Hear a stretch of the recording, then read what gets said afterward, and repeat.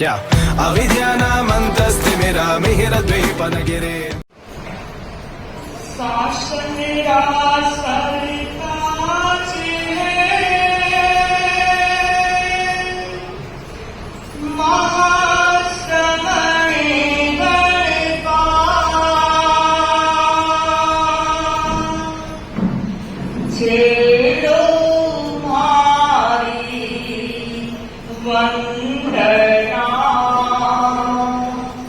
गणधारो खुशहाल गुरुजी, गणधारो खुशहाल गुरुवर, गणधारो खुशहाल। परम श्रद्धास्पद शासन दिवाकर संत सुधाकर परम श्रद्धास्पद आचार्य प्रवर के चक्रवंदना, ज्ञान की गंगोत्री, साधना की सरस्वती, श्रद्धेया साध्वीवरा के चरण में वंदना। समागत विशाल परिषद, बंधु, एक बार का प्रसंग इंग्लैंड के प्रख्यात साहित्यकार चित्रकार जॉन रस्किन एक बार पार्टी में गए। अनेक लोग बैठे हुए थे, जॉन रस्किन भी बैठ गए और जहां बैठे उनके पास वाली चेयर पर एक महिला बैठी हुई थी और उस महिला के हाथ में एक सुंदर सा रुमाल था। वो महिला बार बार उस रुमाल को खोल रही थी, समेट रही थी। जॉन रस्किन ने पूछा, मैडम, ये रुमाल, ये कर्चिक आपने कौन से मोल से लिया है? उस महिला ने गर्व के साथ कहा कि सर, ये रुमाल मैंने खरीदा नहीं है, ये रुमाल मुझे गिफ्ट में मिला है, ये रुमाल मुझे बहुत अधिक प्यारा है। बंधु दोनों चर्चा कर रहे थे, इतने में वेटर आया। उसके हाथ में कुछ लिक्विड की ग्लास बोतल थी, ठोकर लगी, गिरा और उसके छींटे उछले उस रुमाल पर भी गिर गए। बंधु, जो सुंदर रुमाल था अब उस रुमाल पर धब्बे हो चुके थे, इतना सुंदर नहीं रहा। वो महिला रुआसी हो गई, गमगीन हो गई, मेरा इतना सुंदर रुमाल खराब हो गया।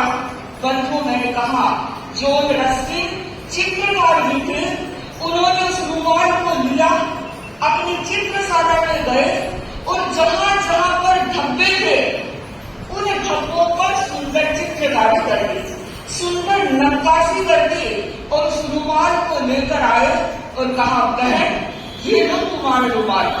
उस महिला ने उस रुमाल को देखा और कहा, भैया, ये रुमाल मेरा नहीं है, ये रुमाल मेरा नहीं। क्यों? क्योंकि मेरा रुमाल तो धब्बों वाला था, धब्बे हो गए थे। जॉन रस्किन ने कहा, बहन, ध्यान से देखो, ये तुम्हारा ही रुमाल है। जहां जहां पर धब्बे लगे थे वहां वहां मैंने चित्र उकेर दिया है। उस चित्र के कारण ये रुमाल और अधिक सुंदर बन गया है। बंधु, अब मैं ये कहना चाहती हूँ कि उस महिला के पास ही नहीं, आप और हम सब के पास एक सुंदर सा रुमाल है। कौन सा? आपने पॉकेट में डाल रखा है वो कपड़े का रुमाल, मोल से खरीद कर लाए वो रुमाल नहीं। आप और हम सब के पास में एक रुमाल है, परिवार रूपी रुमाल। अब पूछिए अपने आप से, इस परिवार रूपी रुमाल पर हम अपने चिंतन से, अपने विचार से, अपने भावों से, अपने स्वभाव से, अपने व्यवहार से, अपनी आदत से सुंदर नक्काशी कर रहे हैं, सुंदरता प्रदान कर रहे हैं या बदरंग कर रहे हैं? इस रुमाल पर खुशहाली की चित्रकारी कर रहे हैं या नाम खुशी दे रहे हैं? बंधुओं, परिवार के हर सदस्य का दायित्व है कि वह अपने परिवार को खुशहाल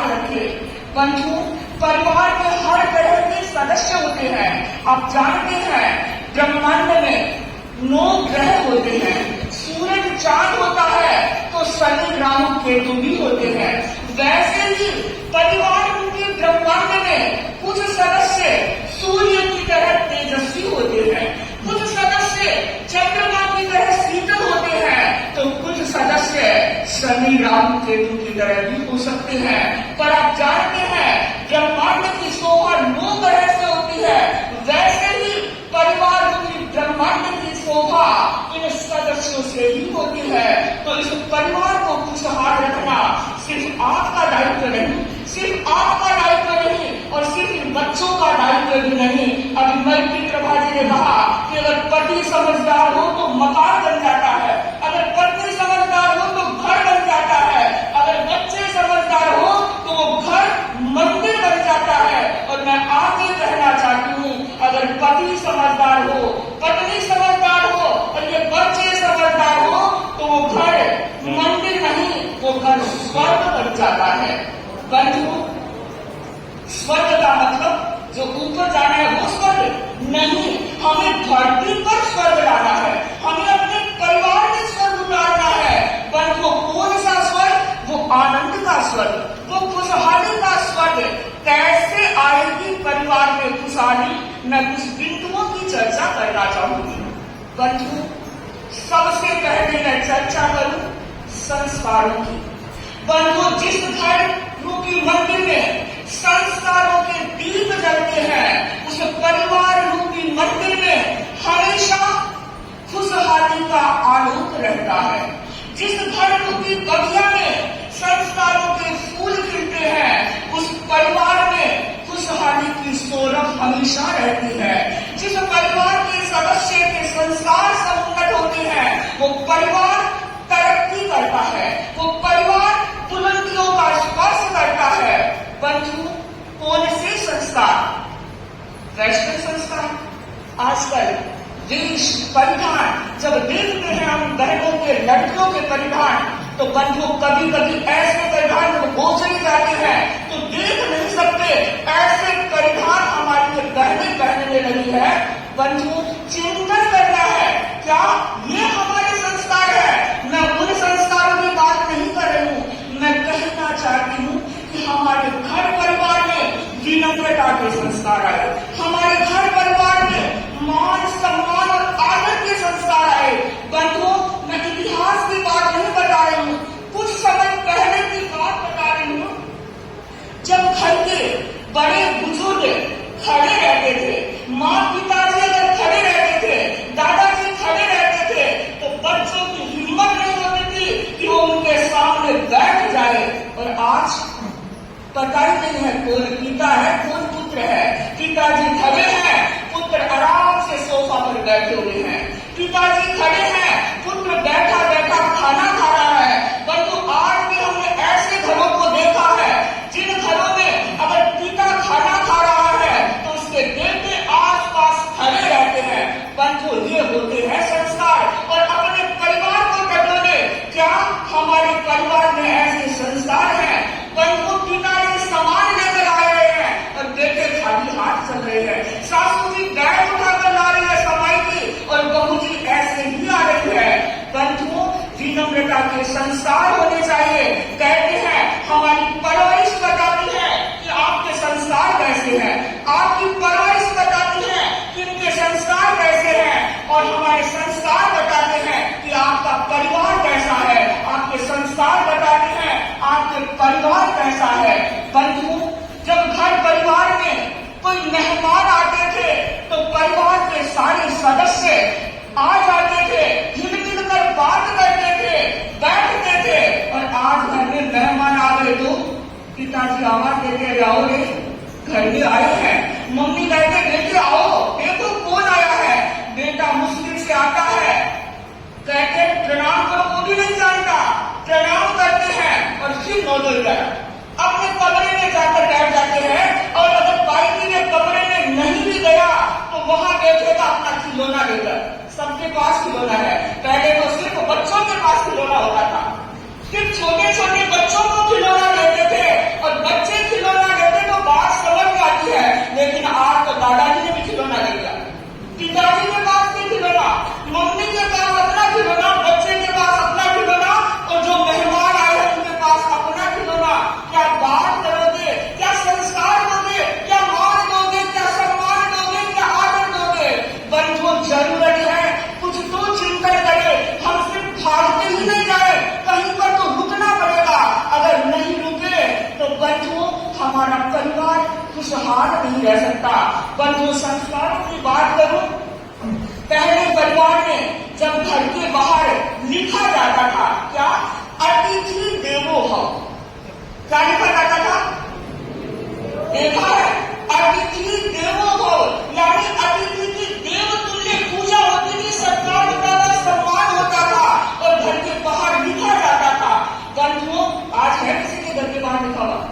गई संस्कृति, वो संस्कार चले गए और फिर लिखा जाने लगा वेलकम, स्वागत, सुस्वागतम, यानी आपका स्वागत है, आप हमारे घर आए हो, हम आपका स्वागत करते हैं, वेलकम करते हैं। और घर के बाहर वेलकम बड़े अक्षरों में लिखा जाता था, स्वागत भी लिखा जाता था। है किसी के घर में? देखिए, एक भी हाथ नहीं खड़ा हुआ, गए संस्कार। और अब तो बाहर एक बड़ी तख्ती लगी रहती है, क्या लिखा रहता है? देखिए, सब जानते हैं, गया, चाहे वो अतिथि देवो भव भी गया, वेलकम भी गया, अब एक तख्ती लगी रहते हैं, बोझ भी जाते हैं, लिखा रहता है कुत्तों से सावधान। बंधुओं, जरा चिंतन करें, हम खुशहाल रहना चाहते हैं। बंधुओं, हम अमेरिका के नहीं, हमारी भारतीय संस्कृति है, और भारतीय संस्कृति गौरव की संस्कृति रही है। और अगर हमें अपने गौरव को अक्षुण्ण रखना है तो हमें अपने संस्कारों को जिंदा रखना होगा। और संस्कारों को जिंदा रखने का दायित्व आप पर, सिर्फ आप पर है। आपके बच्चे तो आपका ही अनुसरण करेंगे। अगर आप में संस्कार है तो इन बच्चों में संस्कार आएंगे। अगर आप में संस्कार नहीं है, आप सिर्फ भागते जाएंगे तो घर में खुशहाली नहीं आ पाएगी। तो जरूरत है हम अपने संस्कारों का संवर्धन करें, संस्कारों का सम्मान करें, तब हमारे परिवार में खुशहाली आ सकती है। दूसरी चर्चा करूं संयम की। जिस घर परिवार में संयम की मशाल जलती है, संयम की जोत जलती है, वहां पर खुशहाली रह सकती है। बंधुओं, आज सबसे ज्यादा परेशानी, सबसे ज्यादा तनाव, सबसे ज्यादा चिंता असंयम के कारण। कैसा असंयम? भाई लोग कमाकर लाते हैं और बहनों को गड्डी पकड़ा देते हैं। 50,000 की गड्डी दी और पूरा घर तुमको 1 महीना चलाना है। 50,000 कम नहीं होते। कितना खून पसीना बहाया है, कितना काम किया है, कितना संयम किया है, तब वो गड्डी आपके हाथ में आई है। लेकिन महीना पूरा होते ही, पूरा वर्ष, उससे पहले वो 50,000 समझ गए। क्यों? संयम नहीं। जब भी गए, मॉल में गए, अच्छी साड़ी मिली, खरीद ली, अच्छे कपड़े मिले, खरीद लिए, पैसे पास में, आज वो होटल जाते हैं, पिक्चर जाते हैं। बंधुओं, जहां संयम नहीं होगा वहां खुशहाली नहीं होगी। अगर आप अपने बच्चों की तरक्की करवाना चाहते हैं, बुलंदियों पर ले जाना चाहते हैं, तो जरूरत है बच्चों को संयम का संस्कार दें। और अंतिम बात कहना चाहूंगी कि परिवार के हर सदस्य के भीतर प्रमोद भावना होनी चाहिए। प्रमोद भावना यानी गुणों के प्रति राग होना चाहिए, एक दूसरे के गुणों का बखान होना चाहिए।